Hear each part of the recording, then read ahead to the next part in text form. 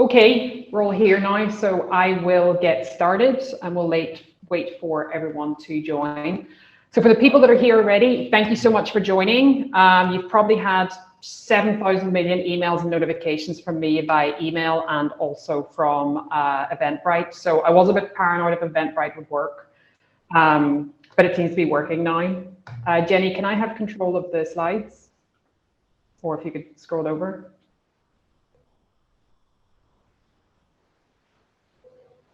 Oh. Okay, I'm going to do, before I open up the presentation, I'm going to do a little bit of housekeeping. We're going to have the chat open for all of the attendees, so feel free to get engaged in the chat. There's going to be an option there that you can upvote some of the questions, and Jenny and I will be monitoring the chat to make sure that those questions then are passed up to whoever the speaker is. Just for a little bit of overview, I'm going to run through on the next slide the format of the event. Each trend, we're going to go through each of the trends, and each trend will be followed by 5 minutes of Q&A plus a quiz question. And at the very end, as you all should know, there are 6 pairs of Beats by Dre headphones that are up for grabs, and we'll announce the winners at the very end. So next slide. Okay, so a little bit of an introduction then. For those who don't know me, hopefully you all do by now. My name is Rachel Jacobs. This is my event that I'm putting on. I didn't really promote that it was mine because it really was more about the agencies and some of the trends. My background is I've been in e-commerce for at least the last 5 years. I was COO of a leading Shopify Plus agency in London for a few years. And after doing that, I decided then I wanted to work with e-commerce agencies all over the world. And in the last few years, I've worked with over 50 agencies, putting systems and processes in place to help them scale. So everything from sales, delivery, retention, positioning, and hiring and growing your team. In the last year and a half alone, I've consulted with over 500 and host a monthly roundtable for e-commerce agencies to get together and just shoot the shit, basically. So the reason for the event, as I said, I speak to lots of agencies on a weekly, daily basis, and I see some of the challenges that agencies face. I had a conversation this week with a 700-person agency, and some of the challenges that he's dealing with are very similar to agencies that are 15, 20, 30 people. They're different but the same. And the reason for this event was really to get some agencies together to discuss the impact that last year had on e-commerce agencies and the industry in general. So a bit of an outline of the event. I'm doing my introduction now. I'm going to hand it over to Darin, CEO and founder of Irish Titan. He's going to be hosting a panel where we have 6 amazing agencies. We have 4 key topics that we want to discuss. Jenny, I don't know what's happening with the slides. It's just dropped off. And then we're going to go into we're going to do 30 minutes of that. We'll do a bit of Q&A at the end. So as we're going through the panel conversation, please feel free to chime in the chat. We'll be putting some of those questions in so we can answer some of those in real time. Whatever those questions are, whether it's based on stuff that we've discussed or something you want to ask the panel. When we've done that, then we'll move to the industry experts, starting with Loyalty Lion, then moving to Rewind, LTDV Plus, Recart, Rich Panel, and Patchworks. So I just want to take it as a quick opportunity to thank all of those partners for supporting this event and promoting it. At the end of every segment with each partner, we're going to do a little quiz at the end. So please pay attention. It will be a 10-minute presentation. Pay attention, take some notes. The quiz at the end, then the first person with the correct answer will win the headphones. I think that's pretty much everything from me. I want to do a special thank you to Jenny, my Director of Partnership and Events. She's taken care of all the technical elements of this, all the Zoom stuff, so I didn't have to. And now, Jenny, if you can put the presentation on and hand it over to Darin, I'll let Darin kick off the panel.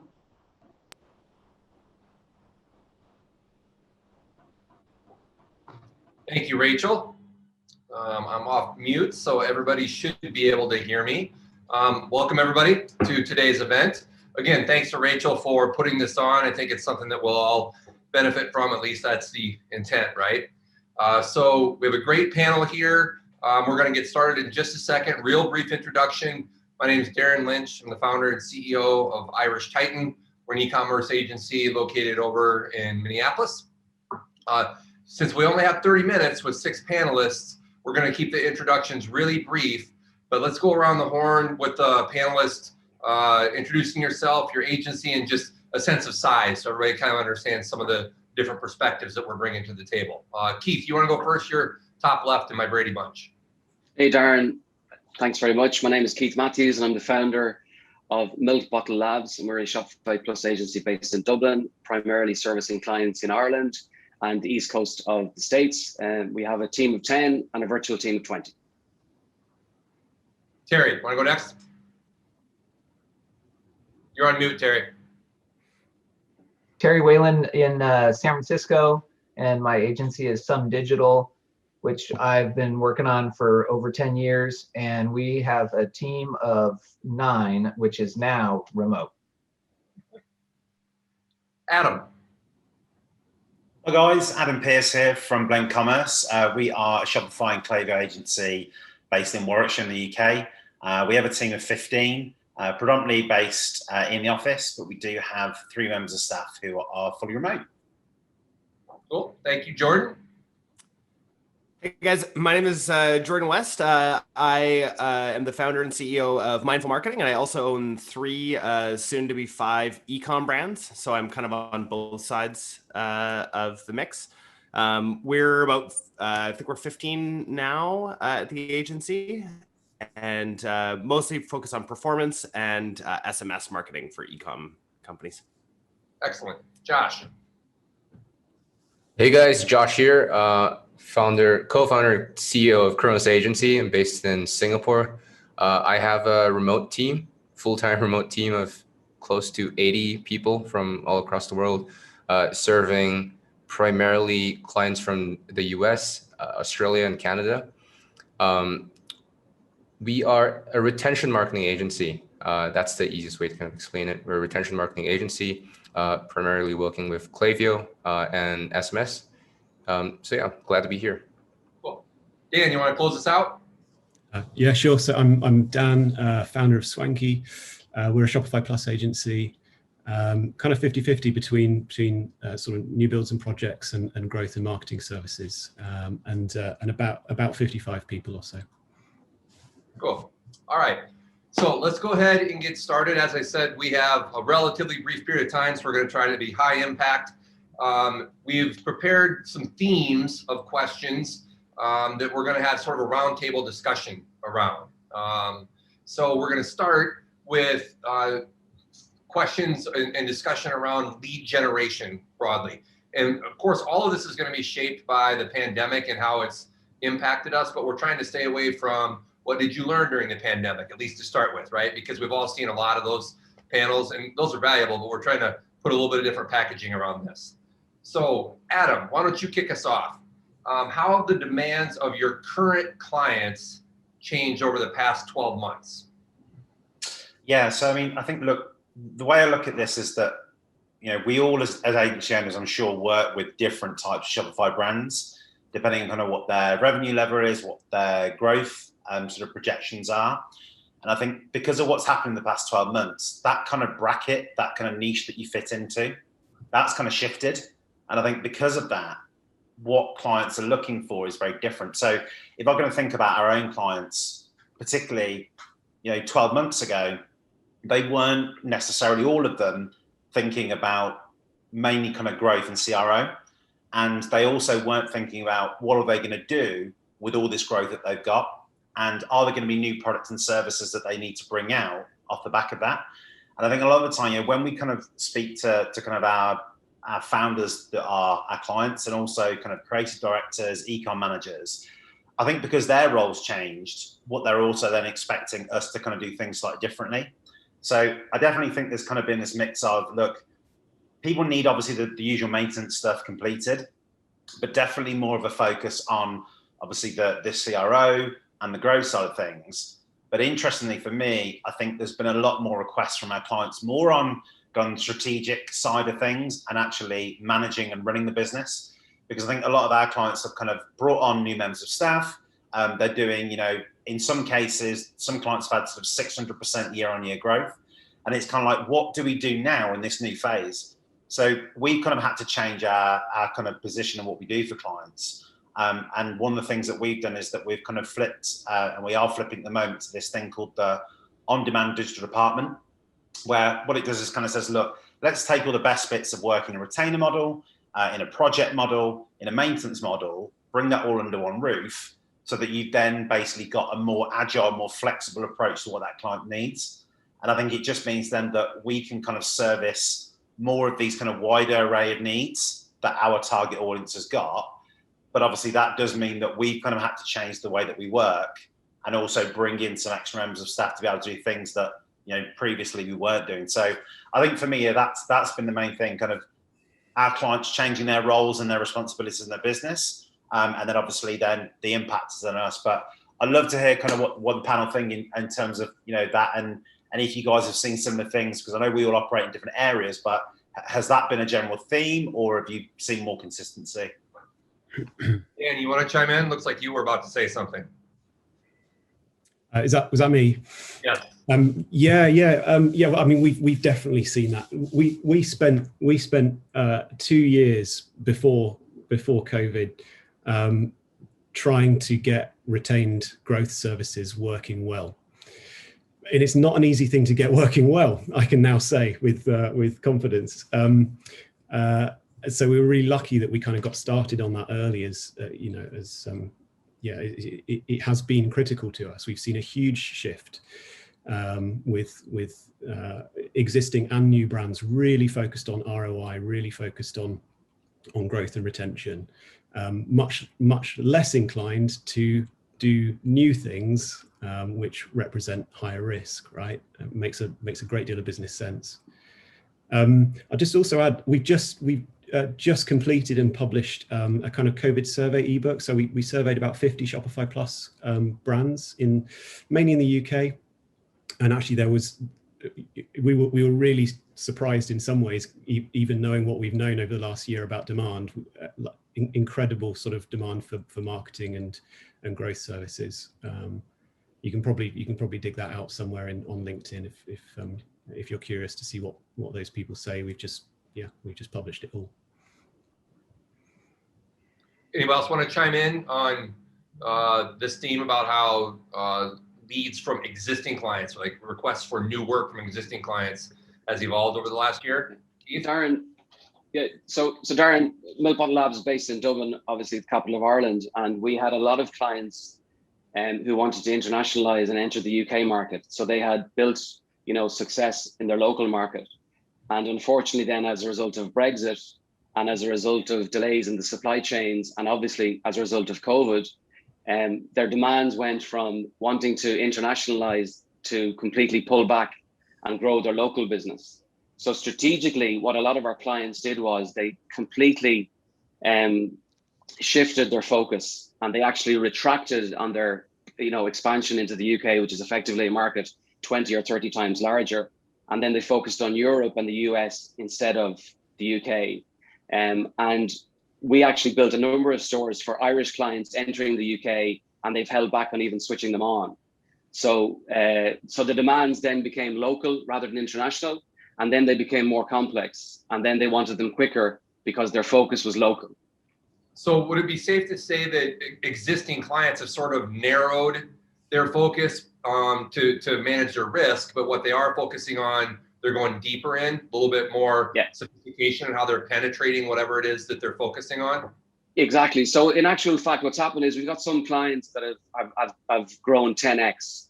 So in actual fact, if they look at their budget for the year, they can still hit their end of year top line number without going international and focusing local, which is exactly what you just said. Cool. So while we're still on this theme of lead generation, and let's open this up to some of the other panelists who haven't yet spoken. During the last year, how have the lead generation strategies changed? Like, what have you done differently in the last year to generate leads? Jordan, you want to chime in on that? Yeah, for sure. So probably the biggest thing is, how do you get out there, right? Like how do you get out there? There's nowhere to go really and speak. And so I just started a podcast strategy, an outbound podcast strategy, as well as our own. We went super hard. We doubled the amount of episodes that we were releasing on our podcast, and that's made a really big difference. And then I came up with the strategy just to get on as many other e-com podcasts as I could. It was a lot easier, I think, being a brand owner as well. And coming at it with that angle, and then having the sort of soft sell on the agency side in the background. So I came up with this formula, and between December and middle of January, I was on 35 podcasts. Wow. And that equated to 10 full service clients coming in directly from those podcasts. So I definitely went a little bit too hard. I would not suggest doing 35 in that, especially that month. So we're actually resetting now and trying something. So if you have a podcast, probably the easiest way to do this is just to go and do trades with other podcasts in the same niche. And people are super, super open to that. If you need to add an episode on your own podcast, super easy to do, just to do those trades back and forth. But yeah, we've seen massive amount of lead flow from that, and then just general sort of authority from being on all those podcasts. Yeah. And how long ago did you start doing podcasts? Like, what was the momentum you had coming into that period where you did 35 podcasts in that month or whatever it was? Oh, it was probably like one a month before that, coming into that. And so that made a really big difference for our January, February, March this year, especially. Before that, it was just a lot of people coming in organically because people were switching over, especially wholesale heavy businesses were switching over to e-com. You know, maybe they'd had a Shopify store that was just kind of doing like 5% of their revenue. And then they were switching over. We probably had about 5 clients come in that way, just naturally.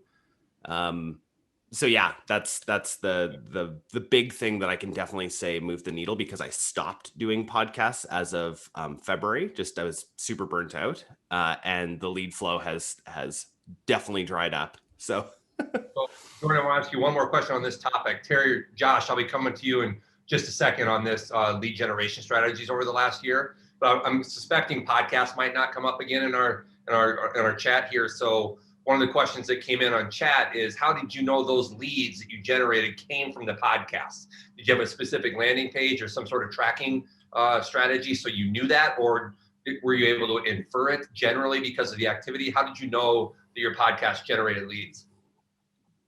Yeah, so with our foot in the door offer, we have on there, where did you hear about us? And so we say the Secrets to Scaling Your E-commerce Brand podcast, which is ours, or an external podcast. And then our sales team generally will follow up, just because we really want to know where to best spend our time, obviously. So the sales team will always be like, hey, where did you hear about us? Oh, I heard Jordan on this podcast. Cool. So yeah. Terry, Josh, what about you guys? How did you generate leads differently over the last year compared to pre-COVID? I can go first. So thus far, 100% of our leads have been inbound. What kind of changed last year? Because typically about 25% of our leads come through events that I personally attend and speak at. Well, obviously we can't do that anymore. So what we did instead was to shift our focus on just attending and speaking at virtual events, and a lot of those. Not as much as what Jordan has done. That was incredible to have done that. But I've been on, I think, 24 stages in the last 8 months of 2020 alone. So that was quite intense, but that helped a lot with our growth. We grew by 67% last year in the midst of COVID. So that turned out well. We weren't expecting that, but kind of just shifting our focus into still being in front of the right crowd and right people, just through a different medium, ultimately worked. We do the same thing with our sales team. We always ask, where do you hear about us? When was the last time you heard about Kronos? And typically we get a good kind of data set from that. Cool. Terry, how about you? Yeah, I don't have much to add there. For us, for us, it's all just kind of incoming, and we're small enough that we just don't have really a sales and marketing focus for the agency. hopefully, this year we'll kind of grow up and I'll be able to have something more interesting to say next year. Well, sometimes it helps, rising tide floats all boats, and being in the e-commerce space right now is generally good for all of us. So let's move on to something I think we've all been challenged to deal with, and some of us had different situations coming into it, but now we're all remote, or at least we were for a while. Some of us are mixed, like here at Irish Titan, we have some of our Titans, that's how we refer to our employees, coming back in our office. Other places, maybe not yet, maybe some others of us never had employees coming in. So let's cover that topic. And Dan, let's start with you. So what's been your experience in how to bring on new team members that you've never met, and figuring out how to motivate them, how to assimilate them into the culture, make them part of the company? Yeah, it's super challenging. I think that something that occurred to us probably later than it should have was that a heck of a lot of management and motivation and leadership happens naturally and intuitively when you're in a physical working context. You're sitting next to someone, whatever, you're seeing teams working together. You just get a sense of how the dynamics are going, and of course that all drops off, and you don't necessarily notice it immediately. So we kind of realized that we had to be a lot more intentional about how we got to know people, how we got to understand their motivations, how we got to understand the dynamics between team members. And there are various things, I'm sure we can all sort of reel off different tools and methods that we've used over the last year to kind of to do that. I'll name a couple. Firstly, when we're onboarding people, we ask them not just the kind of really surface level questions about, we do have some surface level questions about, do you like the beach or the city? What's your favorite food? That sort of thing. And everybody, when someone's onboarded, everybody gets that email, and it shows their answers to those questions. But we're also starting to ask some deeper questions, which kind of help to get a little bit more to the heart of that person and their motivation. So our last question is, if you had £1,000 and 2 weeks, what would you do to make the world slightly better? And it's really interesting, the answers that you get to a question like that, because it suddenly frames, what the person cares about, how they would go about kind of dealing with that, whether they just put the money, hand the money over to charity, or whether they try and sort of launch their own kind of initiative or something like that. Yeah, so we kind of get that detail. And then sort of on day to day, we've got an app called Donut in Slack, which is really useful, and it matches people, just random people within the company, to have a half hour chatting to each other. And that's really nice to be really intentional about just building relationships. What's that called? What's that app? Donut, D-O-N-U-T. Oh. Yeah, and that's really nice. We have about 65% engagement with Donut on a week-to-week basis. And then I think a more fundamental part of that motivating and leadership, which will be true, when we're all back together again, is kind of moving past quite surface level kind of culture of reward that exists in more established older businesses. We've all got lots of millennials and so on in in our agencies, and actually they're not quite so motivated just by the bonus at the end of the year. Actually, a lot of the time they're looking for mastery, autonomy, purpose, being great. And so just being a lot more intentional about how we reward in those ways and give people those types of freedoms. Yeah. Josh, why don't you chime in next, because you had a different experience coming into COVID. You were already remote. So share what has changed, if anything, in the last year for you, or just share some of your perspective, please. Yeah, absolutely. So just a bit of a background. My team has been fully remote since day one, and we built our systems, processes, and SOPs as a remote team from the beginning. But COVID impacted us just the same from an emotional kind of psychological standpoint. Not being able to go out, not being able to see your friends, family, it still has quite a, quite a bit of an impact on our people. What we failed to recognize is that we needed to be a little bit more proactive as a management team, as leaders, to reach out to our people to understand what they're going through, not just at work, but outside of work. Because in a remote setting, everything is all blended into one, right? Work, life, play, there's no kind of demarcation of here's work, here's a physical space for work, here's a physical space for your family life and play. It's all one now. So what we've done a little bit too late is to enforce our weekly or bi-weekly one-on-ones between a manager and their direct report. And we gave people a set of kind of guiding questions on what they could go through during those one-on-ones. And we had a bit of a coaching session with our managers to make sure that everyone understood the purpose of those one-on-ones. So a tool that we have been using since quite a long time ago is 15.5. 15.5 spelled 1.5 and 5.com is the tool that we use for kind of tracking, managing one-on-ones. And it's ultimately a performance management tool, but we find that kind of uncovers a lot of the pains that are typically very hard to articulate at work.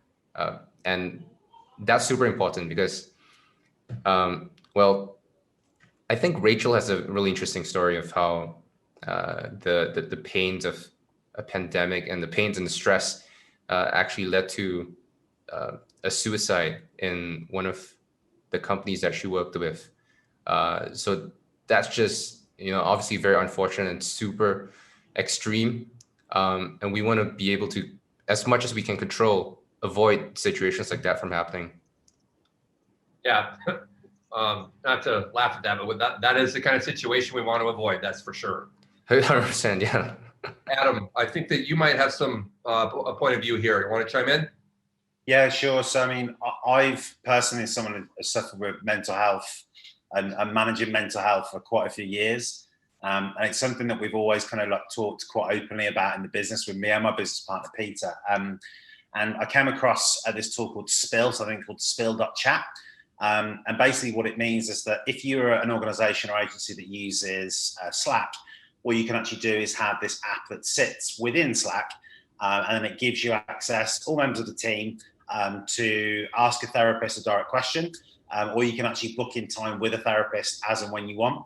And I think the nice thing is that kind of when we went through this is that we asked the team, look, is this something you'd be interested in doing? And I think at that point, a lot of people were looking at mental health as, okay, this is just about if I have depression or anxiety or whatever it might be. But actually what it was more about is kind of saying, look, how do I feel right now? What are some of the worries, concerns that I've got? Is it worth me voicing those with people? So, I know that actually, although I don't know individually who's accessed it in the team, in the 2 weeks that we've had it, actually 70% of our team have actually booked and used the session. So I think that just kind of speaks volumes for me, is that it's something there that can be used. And, I'm not saying that is necessarily something that can help you manage better, but it is, I think a nice thing to have in place to show that you kind of support that way, because mental health is always something that, I certainly feel difficult to kind of deal with. And how do you manage that? Do you have a mental health first aider, or do you say staff, look, I've got an open door policy? But that's kind of something external. And that's for us has been working great in the short time we've had it. Yeah.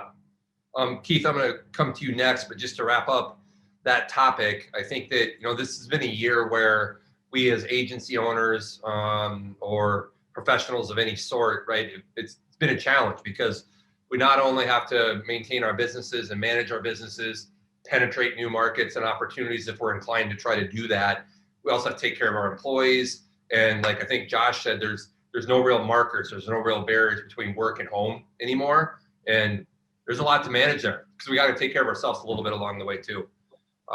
Keith, let's go over to you. So we've talked about we talked about lead generation at first, right? At least from existing clients, some new lead generation as well. Talked about how to onboard remote employees, make them feel connected. What about the business as a whole over the last year? Like, how has the management of your business changed in the last year? Yeah, so I suppose the first thing that we did was at the start of the pandemic, we made sure that our employees were safe, the same as everybody else, and that's been discussed. But we also made a strategic decision, myself and my business partner, Peter Corkery, to not run in the year of the pandemic to try and scale the business or take as much work as we possibly could. So what we did was we had a daily call with our team, and we reassured the team every single day that the business was safe financially, that there was no pressure. Look after your kids. First question on our check-in call was, is everybody okay? And we did that probably for 10 or 12 weeks. So we communicated more with our team, and we made sure that even though we had a relaxed approach anyway, we made sure that it was more relaxed. And that's very much connected to myself and Peter deciding not to chase work or take customers on to try and double or triple your revenue. Because when you do that, then the people, it's not the management that have to suffer the consequences. It's our actual team. So we never had a situation where a member of staff had to work after hours. I'd say you could probably maybe one or two. Maybe there was a problem in a store and we had to send a developer in late at night. So we improved our communication, and we were open and honest with our entire team. Now, we had a hybrid model in terms of office versus remote. So the move over was very, very easy for us, and we didn't actually have to do that much to kind of change. I mean, we built the business based on Basecamp, but also, Darin, we only work on Shopify or Klaviyo. So we're partners with Klaviyo, partners with Shopify. So it was easier for us to restrict the amount of customers that we were going to take on, because we know very well who's a good fit and who's not a good fit. So I'd say the other major management change that we made, we treated inbound leads very differently, and we respectfully explained to people, you know what, in actual fact, I don't think it's a good fit. And finally, the other thing that we did was we built a number of stores for retailers that were actually out of business and their stores were shut. So even though we were a small agency, we also attempted to give back. So there's a number of I suppose, at a high level, in hindsight, there were major changes, but I think it was Dan that made the point earlier on that in actual fact, a lot of those decisions just came naturally because we wanted to look after everybody. Yeah. Quick interlude. There is a bit of imposter syndrome in my brain right now. I'm the one with a company named Irish Titan. I'm a farm boy from Iowa. I can't even fake the accent. And here's actually in Dublin, actual Irishman. So I'm not changing my company. I can't rebrand. Don't worry. You're okay. You're good. So, while we're talking about the management overall direction of our business the last year, and we're kind of coming close to the end. We don't have to wrap up in 30 seconds or anything like that, but we're nearing the end here. Jordan and Terry, let's hear from you guys a little bit as to any changes, if there were any, in service offering or service mix. Did you diversify what you were offering to clients, new clients or existing clients, or did you double down and narrow your focus? Sort of like Adam brought up about how existing clients narrowed their focus to double down on what they were already good at. Any thoughts or points of view there? Yeah, I'll go first just to say that I'll let Jordan talk, because for us, no, we didn't expand or contract, or we offer the same, we're a performance marketing agency. And so, no, for me, all this COVID talk is, I don't really understand it as well because we're a smaller agency. And to me, the only thing that changed in our agency, I would say, is we probably had to handhold and communicate a little bit more often with our clients. Because if you guys remember, COVID happened, no one knew what was going to happen economically. The stock market in America was going up and down day by day, some weeks. And you could see e-commerce buying patterns, just trending up and down, sometimes day by day. Then unemployment benefits would run out or stimulus would hit. And so there's just so many ups and downs. And for us, a lot of our work is on the Facebook ads platform. So the Facebook ads platform, you could say, was especially kind of inconsistent. Performance was inconsistent. So for us, that was the major thing in COVID was, depending on the category of advertiser client that we were dealing with, if they were in a category like, say, Turkish waffle weave towels, home goods type category, they did fantastic. If they were in really high-end men's footwear, that was a really, really tough one because we can't show our footwear on Zoom. So for us, it was just more communication, more making sure that we're talking to other expert Facebook ads people and agency owners so that we can then relay to our clients like, hey, just FYI, a lot of folks are running into this problem. Interesting how you were probably, sounds like, least affected in terms of change in strategy, business, et cetera, over the last year. Interesting. Jordan. Yeah, so I think the biggest thing that we did is we changed up our positioning a little bit. So we're in a very similar space as Terry is in the performance area. And we decided to kind of differentiate ourselves midway through last year of being the ad agency that gets you off ads. So we tried that, or it's been working incredibly well for us. But the issue was we actually had no service offering after that. So we highly believe in email, SMS, VIP groups, all of those things to send people to, but we didn't offer any of those services. So that was something where we really had to check ourselves and realize we did need to offer one of those services. So we've gone all in on SMS, and that's been a great little pivot. So we're actually, it's interesting with this new positioning, we're actually managing way more ad spend, with the hopes for clients of getting them off of being reliant on ads, but with that getting better results. So that was our big pivot during this time as far as our positioning is concerned, just because it is starting to be some sort of way. Great.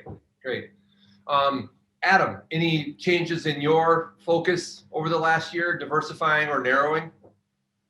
Yeah, so we dropped Facebook ads from our marketing offer, mainly because we were just finding, look, it was getting more and more competitive, and it wasn't one of our key competencies. And I think, for me, thinking about where we were going, we've seen a lot more traction with Klaviyo, and because the fact that we do a lot of work with kind of partner apps that are integrated with Klaviyo, we kind of said, look, we're going to sort of operate this Klaviyo nucleus approach when it comes to marketing, and that we're only going to do marketing for clients that is very much linked into what Klaviyo can do and integrations back and forth. But like I kind of mentioned at the start there, we started off as an agency that was solely projects. When we met Rachel a couple of years back, we realized that we were going to be screwed in about 3 months if we carried on that way. Projects weren't profitable for us. We had some pretty big projects, sort of 40, 50K, and we actually lost money on them. So we kind of changed at that point to a retainer model. And that really changed the business. It really did. And I don't think we would still be here if we hadn't switched to a retainer model for development clients. But like I say, we've looked at the past, kind of 12 months and what people are asking for. And we're now switching to this on-demand digital department, which is, still in all intents and purposes a retainer, but we're offering a lot more flexibility with what's in that retainer. So I think, for me, that has been the biggest change, with something we're doing right now that is, looking like it's going to perform around. The reaction's been great, because it's kind of, we're trying to, I guess, in a way, carve out a new little sort of niche for us. But I think, we just learned that we for our particular clients, have got to give them more, and we need to give them more things like strategic advice, support for their staff, training, access to different people they might not have usual access to. So that's what we've done. So it'd be good to check in the year's time, and maybe we'll continue as we are, and maybe I'll be saying, oh, actually, sorry guys, you need to go back to a standard retainer or a project. But hey, time will tell. Great. So with that, I think we'll wrap up. Everybody, thank you, panelists, for contributing. You can take your pants back off. I guess I don't know if you had your pants on, right, in Zoom times. So I think now you guys can shut off, and then I'm going to turn it back over to Rachel for her to introduce the next part of the program, right? Yeah, I'll just keep you on for a second, Darin.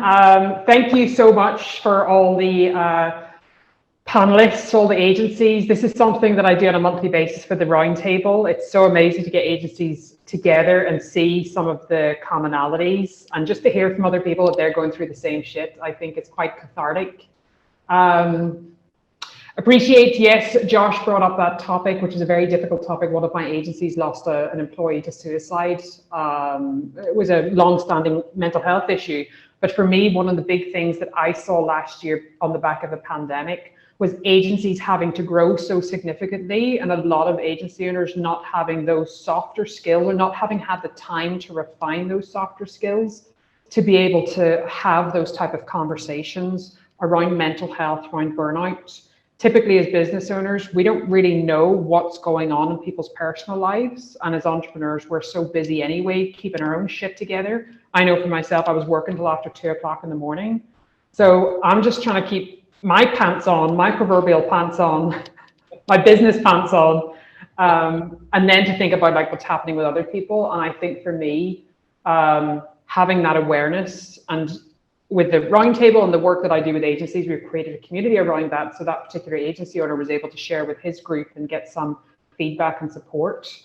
And the other thing I would say as well, from the many agencies I've spoken to, on the back of the pandemic, they were forced to be more strategic. One of the topics that Keith brought up, super interesting, making a strategic decision not to scale your team so significantly. So focusing on the strategy and focusing on the growth of the business and the growth of your team, that was necessary. I know, Darin, you've gone through that because you and I have been working on that with your management team for the last 6+ months. Right. Yeah, I think in the last year, there are different skills that we're all forced to bring to the table in good times or bad. And some of it's tactician skills, like how good might any of us be at the marketing side of what our businesses do, or the project management, or the strategy, whatever it is that we might have a background in before having started our companies, right? There's the tactician side. I think there's the business side. How well do we run a business? And there's the leadership side of things. And I think in the last year, the tactician side, at least speaking for me, has been by far the least area of focus. Business was a pretty big part of the focus, right? Like, how are we going to navigate this? Do we want to try to invest and grow? Do we want to double down and kind of narrow our focus to really invest in what we're doing, kind of like Keith talked about? But it was the leadership side of, I think, our skills that were probably the most challenging in the last year. And that's probably true for all of us. Not trying to project, but I'm at least guessing that that's true for most of us, because we had to take care of our people. And sometimes we have to take care of our own clients, our own merchants, right? Because you work pretty closely with these merchants, you develop relationships with them, and you start to understand what they're going through. And depending on their vertical, they could have really grown, or luxury goods really struggled at the beginning of the pandemic, right? And only some of them have recovered. And so, like, maybe their businesses were really struggling. Maybe they had somebody in their family get sick. And I think that leadership side of our talent pool, or our own personal talent bank, if you will, is what really was challenged in the last year. That's where we had to sharpen our saws. Absolutely. And one of the things you mentioned earlier about not really being Irish, but calling yourself Irish. I am Irish by American standards, just so everybody knows. Okay. He's a wannabe, which is why he's so jealous of Keith and me. You're Irish, Darin. You're Irish. Thank you, Keith. Team Darin. No, but was that sense of imposter syndrome, a lot of agencies having to level up really, really quickly, and having that sense of imposter syndrome, second guessing themselves. With the mastermind that you're in with the other agency owners, these topics happen all the time. Am I hiring right? Is it the right org chart? Am I growing the right people in the team? Am I, doing the right strategies? Am I going to be able to afford all these team members? There's a lot of unknowns. But anyway, thank you very much for hosting this and bringing the Irish razzle dazzle into this section of the event.